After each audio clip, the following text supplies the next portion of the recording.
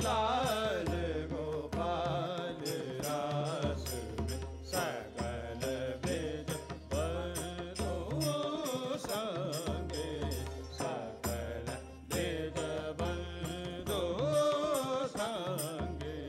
तद्दी तद्दी तद्दी तद्दी तद्दी तद्दी तद्दी तद्दी दिग दिग तद्दी तांग तांग तांग तांग तद्दी तद्दी जगत कात थई जगत कात थई जगत कात थई ताथई जगत कात थई जगत कात थई जगत कात थई ताथई जगत कात थई जगत कात थई जगत कात थई ताथई जगत कात थई जगत कात थई जगत कात थई ताथई जगत कात थई जगत कात थई जगत कात थई ताथई जगत कात थई जगत कात थई जगत कात थई ताथई थई ताथई ताथई ताथई ताथई जगत कात थई ता जगत कात थई ता जगत कात थई जगत कात थई ता जगत कात थई ता जगत कात थई जगत कात थई ता जगत कात थई ता जगत कात थई तई जगत तई जगत तई जगत तई जगत तई कात थई तई जगत तई जगत तई जगत तई जगत तई ता जगत कात थई जगत कात तई जगत तई जगत तई जगत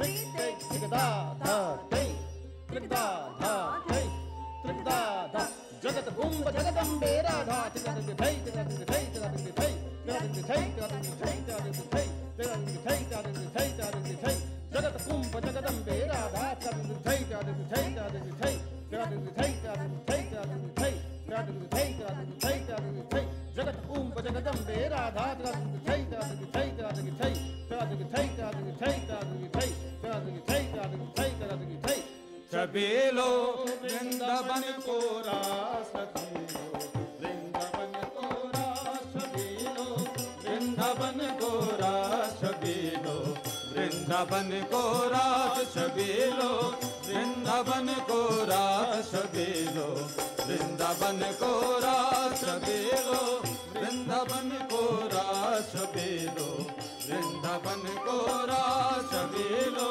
वृंदावन को रास छबीलो वृंदावन को रास होले खेलत नंदलाला बिरज में होले खेलत नंदलाला बिरज में होले खेलत नंदलाला बिरज में होले खेलत नंदलाला बिरज में वृंदावन को रास छबीलो वृंदावन को रास छबीलो। बच्चों कैसा लगा रास? बहुत अच्छा। अच्छा लगा ना? अच्छा समझ में आया? हाँ जी। क्या देखा उसमें? हमने कृष्ण जी को नृत्य करते देखा। कृष्ण जी को नृत्य करते हुए देखा ना? हमने तो गोपियों को और राधा जी को भी देखा। हाँ, गोपी और राधा वो तो कृष्ण जी के साथ हमेशा ही रहती हैं। और जैसे आपने देखा कि कैसे सब लोगों ने हाथ पकड़ रखे थे, है ना? देखा था ना? और गोल गोल चक्कर में ऐसे ऐसे घूम रहे थे। तो इसको कहते हैं रास मंडल। क्या कहते हैं? रास मंडल। रास मंडल कहते हैं। तो भगवान कृष्ण हमेशा रास लीला करते आए।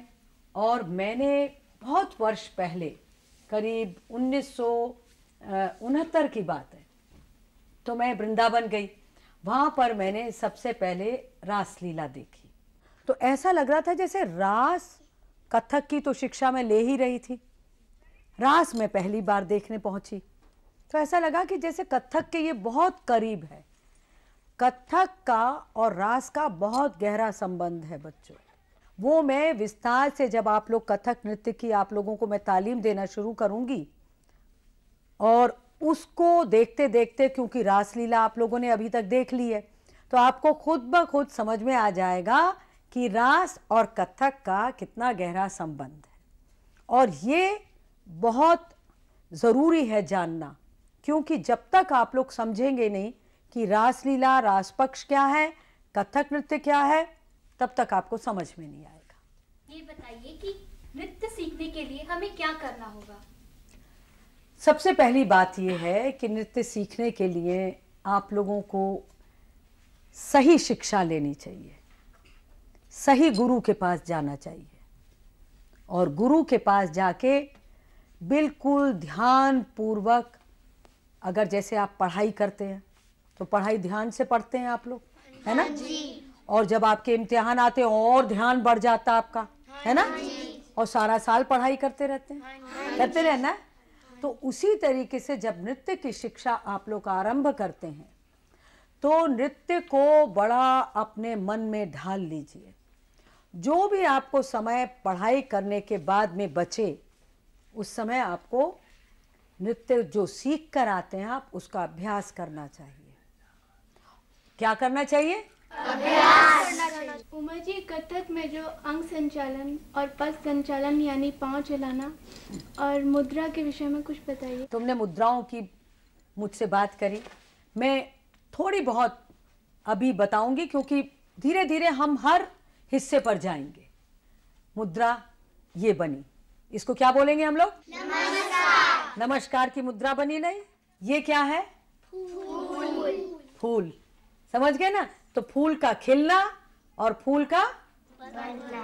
क्या होना? बंधना। फूल का बंद होना, ठीक है। और ये क्या है? गरुड़ या पक्षी। अगर पक्षी दिखाएंगे तो इस तरीके से देखिए, ये पंख है ना।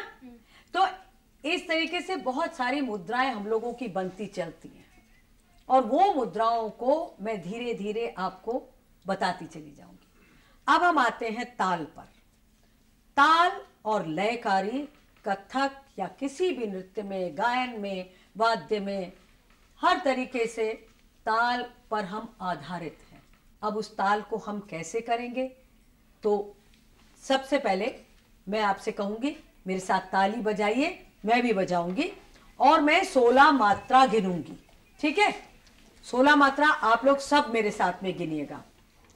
1 2 3 4 5 6 7 8 9 10 11 12 13 14 15 16 1। आपने गिनी ना 16 मात्रा? तो 16 मात्रा जो है वो हम कथक नृत्य में 3 ताल उसको कहते हैं। क्या कहते हैं? 3 ताल। फिर से कहिए, 3 ताल। 3 ताल में कितनी मात्राएं होती हैं? 16। इससे पहले कि मैं आप लोगों को थोड़े से पांव पद संचालन की तालीम दूं आज, जो कि सबसे पहले हम आरंभ करते हैं जब कथक नृत्य की शिक्षा हम शुरू करते हैं, तो मैं आप लोगों को कुछ वाद्य के बारे में बताना चाहूंगी। ये आप देख रहे हैं तबला है। तबला हमारे मुगल कालीन के समय से ये तबला आया और कथक नृत्य हमेशा तबले के साथ होता है। इसका नाम क्या है? तबला। पता लग गया ना? अच्छा, मुबारक जी तबला बजाइए जरा। देखिए कैसे आवाज है तबले की। अब इसमें जो आपने गिनती गिनी है वो बज रही है ना। 3 3 3। अब गिनिए।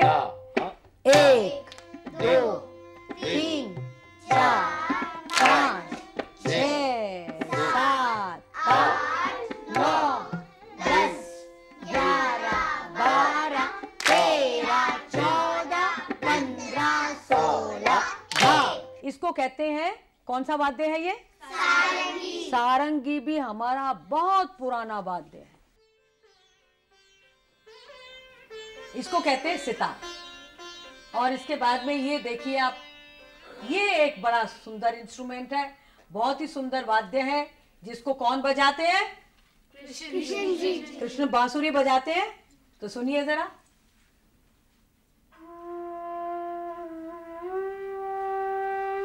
इसकी आवाज अलग है बिल्कुल, ये बड़ी गंभीर आवाज है।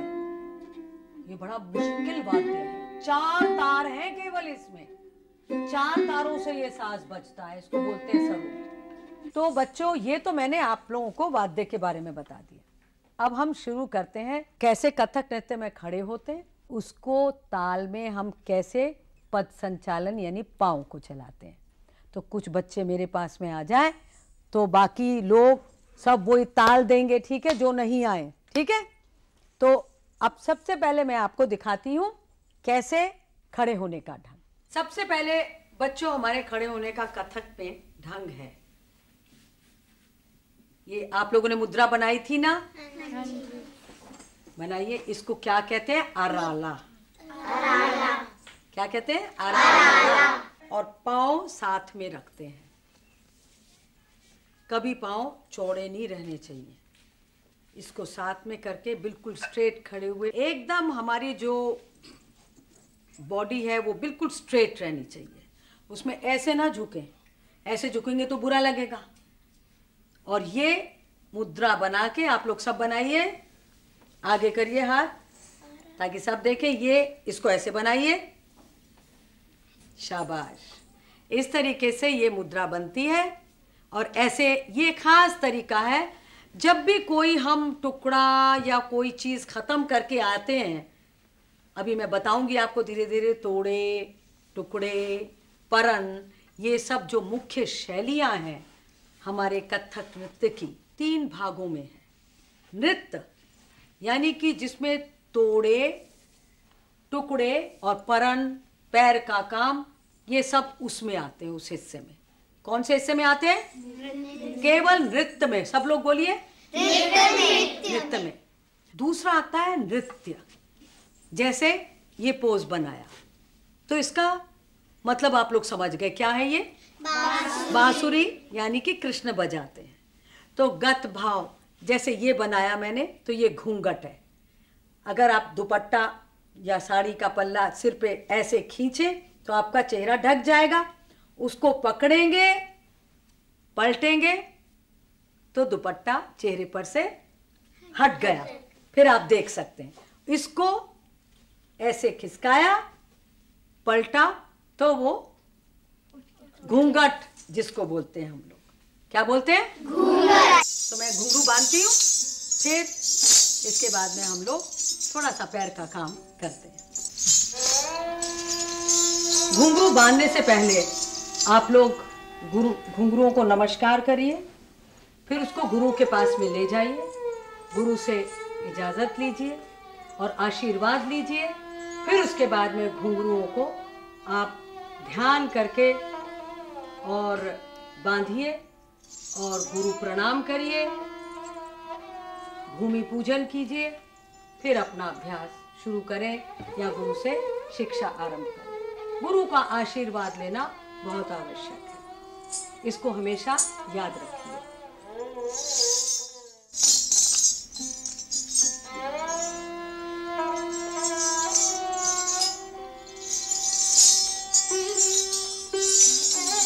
देखिए इस तरीके से घुंघरुओं को लपेटते हैं।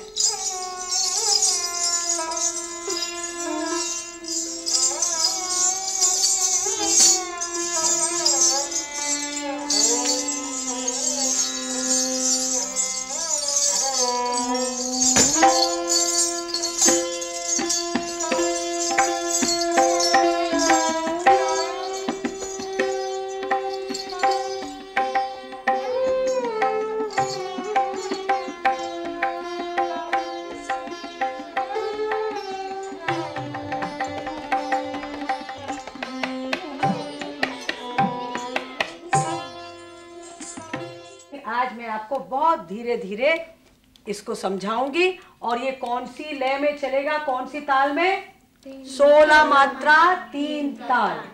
जैसे ता, थई, थई, तत, आ, थई, थई, तत, आ, थई, थई, तत, आ, थई, थई, तत, आ, थई, थई, तत, आ, धई, धई, तत, आ, थई, थई, तत, आ, थई, थई, तत, आ। 2, 3, 4, 6, 3, 4, 1, 2, 3, 4, 1, 2, 3, 4, 1, 2, 3, 4, 1। जैसे मैंने अभी आपको बताया कि सीधे पांव से शुरू करते हैं।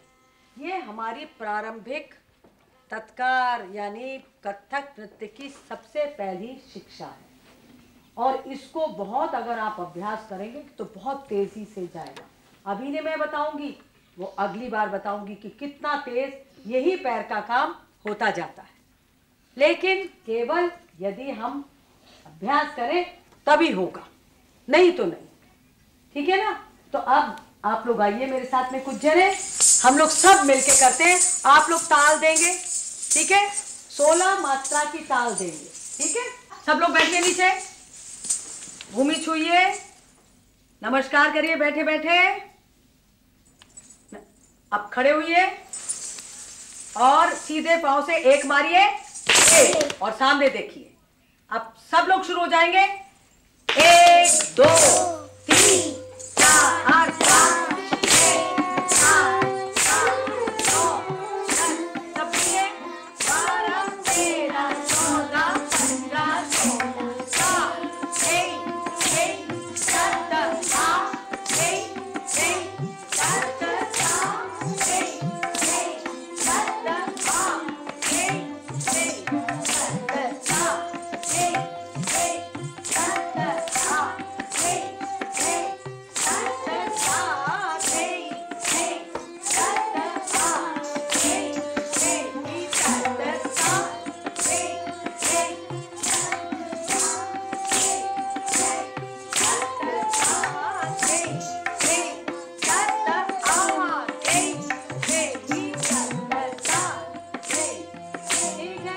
खड़े होके सब नमस्कार करिए। अब क्या करेंगे आप लोग? चलिए प्रणाम करिए। चलिए